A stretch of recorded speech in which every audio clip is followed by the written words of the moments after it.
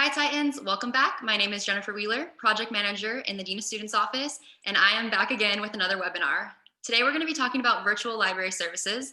This is so important. I really am excited to share this with you all as we're moving forward through the semester. We're getting closer to finals. I wanted to make sure that all of our students knew that these great resources are out there. There really is a lot that you can do from the comfort of your own home when it comes to accessing library services. So without further ado, I'll go ahead and turn it over to the amazing staff that we have joining us today from the library to give their introductions and start off the presentation for us. Hello, everyone. My name is Mike DeMars. I'm the Associate Dean of Public Services. And today I'll be joined by Sarah Paramore. She is our Education Librarian and Head of Instruction, as well as Cotton Coslet, our online librarian who produces a lot of tutorials. So you'll probably notice that I am in my garage and I'm not at the library. That is because the library right now is offering only limited services as far as in-person services go. Everything else, it's full steam ahead. We're operating just as we were before the pandemic with most of our offerings available online. So let me go ahead and share my screen and show you some of the things we're working on.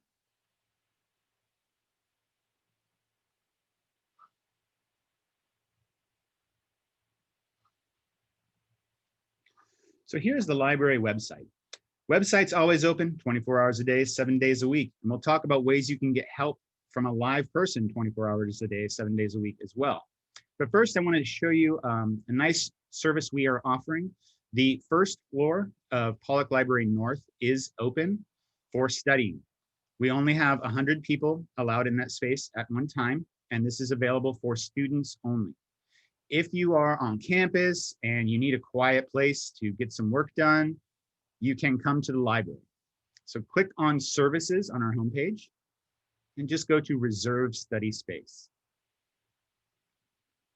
Put in your name, click Login, and you just fill out a brief form. I can't do that because I'm not a student. It won't let me in. So just trust me. There's a form on the other side of this Login button. Fill it out. You can select a 2-hour block to reserve a desk in the library. So check it out. It is being used regularly by people. It is nice and safe. You must have a mask. Everything is spaced 6 feet apart. There are sanitation stations everywhere. So please make use of it if you need some quiet space. But as I was saying, you don't have to come to the library to use the library. Most of our services are available online. I'm going to show you just a couple of simple things that you can do, and then we'll turn it over to Sarah and to Cotton to show you some other tricks. But right now, I'm just going to do a simple book search. So this is one search. It's what you use to search through all of our physical collection, as well as most of our electronic collection. So right here, I'm just going to go ahead and do a search. I was assigned this book in a class. So now I'm going to click search. And what this is going to do is look through all of our collections, and that includes articles and books. So if you're assigned a book and have to read it, and you want to look for other criticism about it, just putting in the title of the work will usually get you the book as well as accompanying articles. But let's go ahead and take a look at this book because I want to show you how to use our new locker system on campus. So you'll see that we do have this book, but it is on the 4th floor, which is closed. So you cannot get to it, but we will get it for you. All you have to do is sign in right here, and that will just be your regular campus sign in.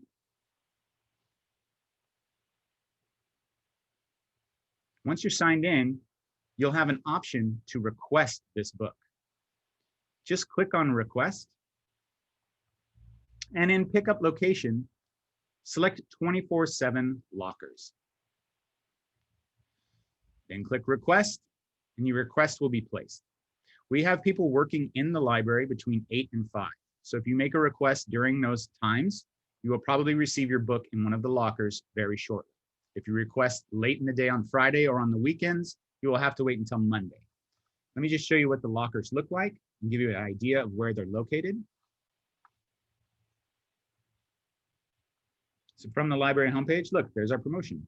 You can just click on that to get to them, or you can go here and click on lockers. That's what they look like. They're on the south side of the library, right near the quad. You'll make that request on this page. Then you will receive an email shortly after that, letting you know where to go to find it. You can also download an app down here. The app is pretty awesome because you just walk up to the lockers, open up the app, and the door that has your book in it just automatically pops open. You take your book and away you go. It's a pretty slick, easy way to get library materials, even though the library is closed. Also, down here, you can browse the shelves. Let me get rid of this real quick. Sarah will talk about this in a second. You can browse the shelves. So these are actually the books that are to the left and the right of A Heartbreaking Work of Staggering Genius on the shelf on the 4th floor. So even though you can't get into the library, you can still browse through our collection. All right, let's go back to those search results and I'll show you how to fetch an article. So this first article is a nice critique of it looks like. So I'll go ahead and click on that. It'll give me more information and also tell me where I can go to find it. OneSearch is kind of just a finding aid. It helps point you the way to where the resources are. So the resources are often aren't in OneSearch. It'll just provide you a link to where that resource is. In this case, it's right here. I click on that and it takes me to the resource. Now remember, you're going to have to do citation for all of these, for all your classes. So we also have a citation generator. You just click citation up here.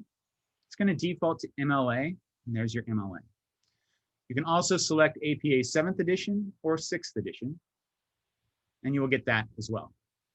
Just note that this one looks pretty good, but sometimes these generators do make mistakes. So always double check. A great place to go is to our guides that we've just created for APA citation, which you can find by doing a site search. So once you're done with that, you should be good. You've got your article, you've got your book, and you're ready to go. So that's the basics of using OneSearch. And with that, I will turn it over to Sarah. Oh, I have to stop sharing first. Yeah. There you go. All right, thanks, Mike. And I'll share my screen now instead. I'm going to talk about some additional ways that you can get help when you find that you're gonna need it. So from the library, that is, of course. And it's really difficult to find. So I want to point it out to you. What you're going to do is you're going to go to our main library homepage and you're going to look for Get Help. It's right there.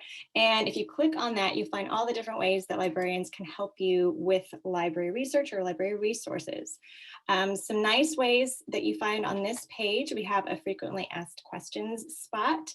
So for questions like, I have a question on citation, you can type that in real quick and see all the previous questions that were asked on your topic and probably get an answer that might help you.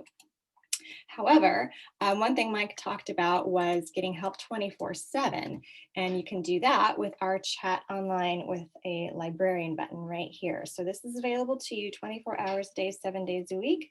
We will be connected with a librarian that can help you with any of your resources.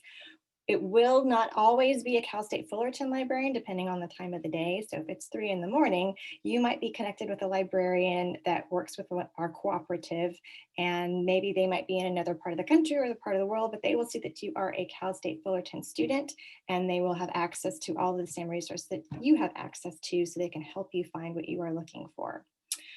Also, another great way to get additional help is with research assistance appointments.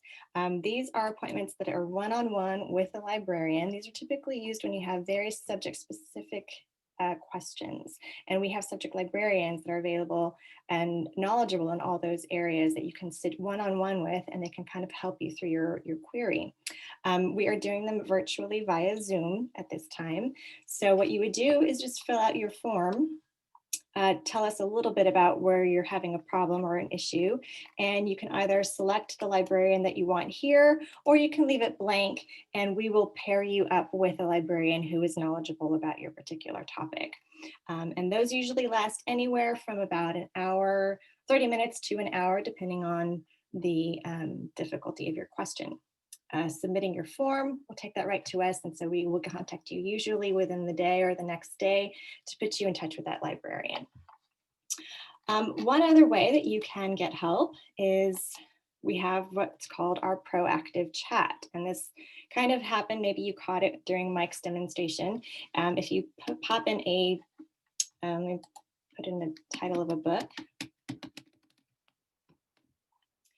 What happens is while you are searching for resources on your screen, you have a couple of options to get additional help while you're searching. So you have your results page here and you're scrolling through. One thing you can do is this ask for help button.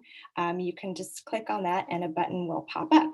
But after about a minute, as you're scrolling through, what will happen is, and I've already cheated, this will pop up. This screen here will pop up and it's saying, hey, we noticed you've been on this page for a minute. Maybe you need some help. You want to ask a question?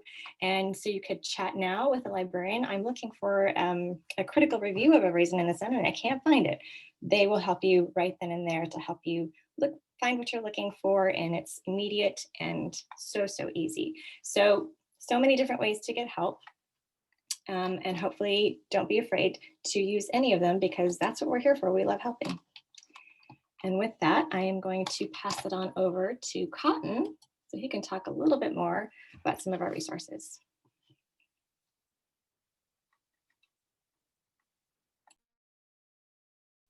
Cotton, you're muted. Thank you.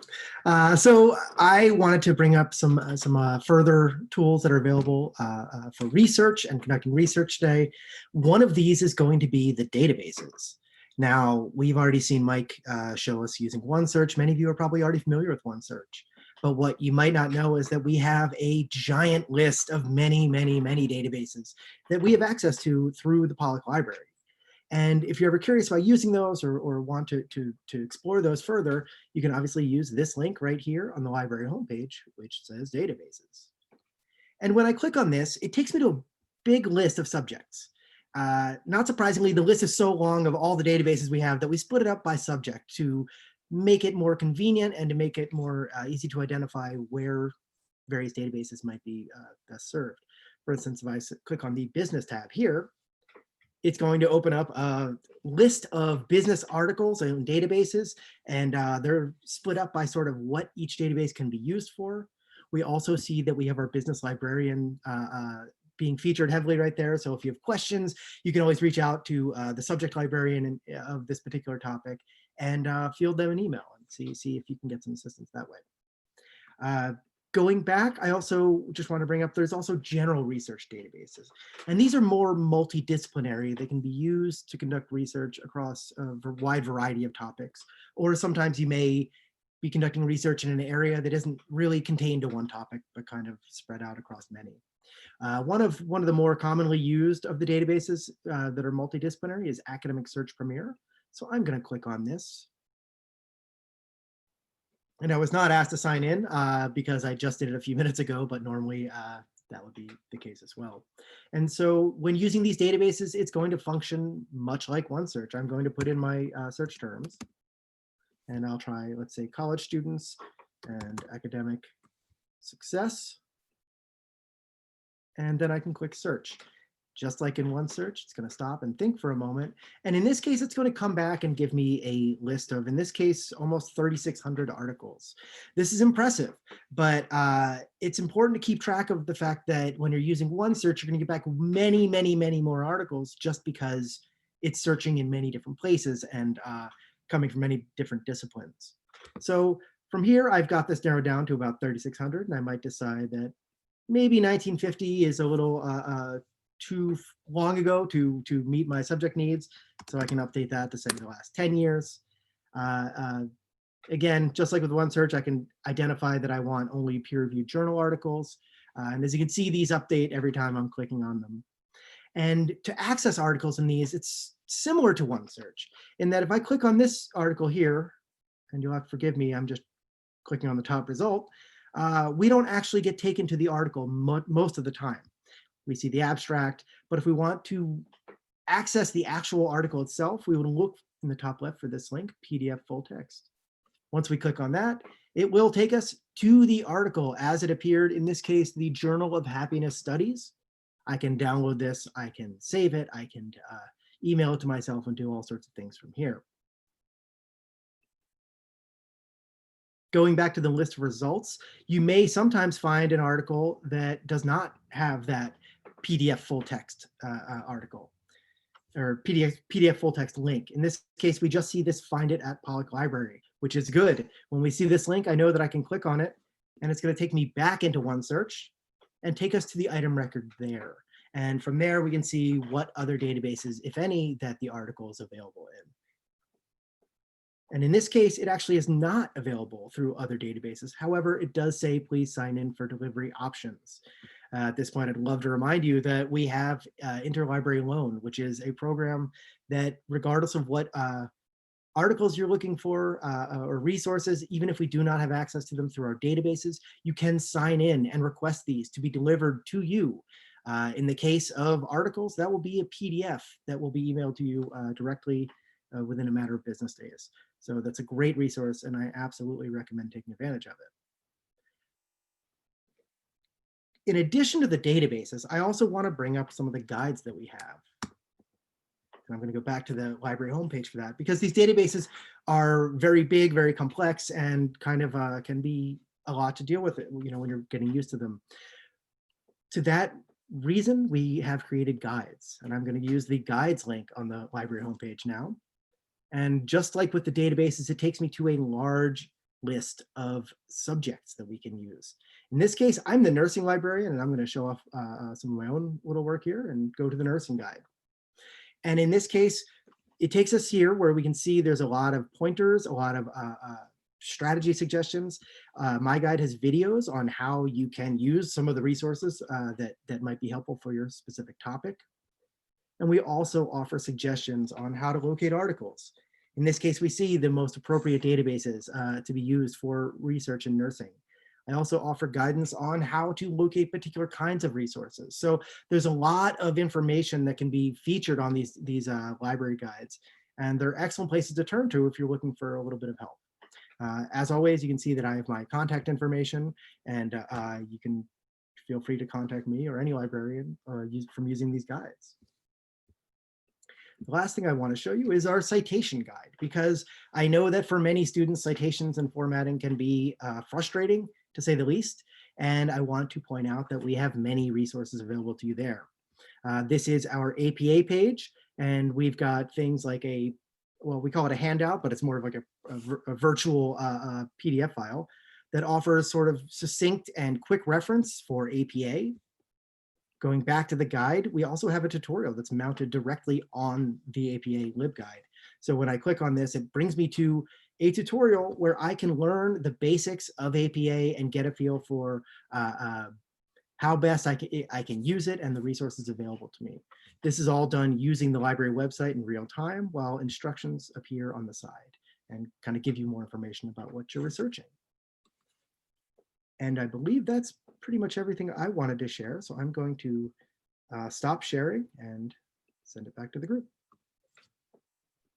Wow, thank you all so much for sharing that information. I'm seriously blown away at how much work has been put in to the website and making it user-friendly. I actually just finished my master's degree, and I won't name my institution, but their website was definitely not as user-friendly. So I'm really excited for all of our students, a little jealous, but mostly excited that these amazing resources are out there. So Titans, if you're watching this, make sure that you're listening. That citation feature that Mike showed in the beginning is a lifesaver when you're writing long research papers, or really anytime you're citing a source.